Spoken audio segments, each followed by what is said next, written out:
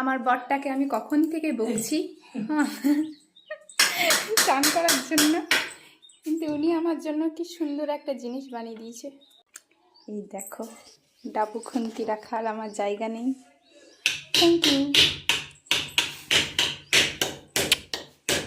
খুব সুন্দর, কিন্তু অতটা নামবে তো কি এই ধরবো, কি নামবে?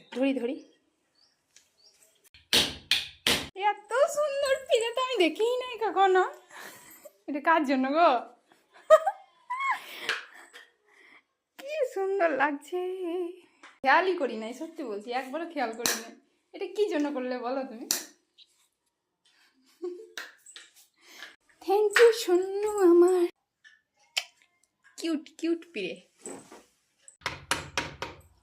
हो गया এটা দে না, এটা ঢুকছে না। ও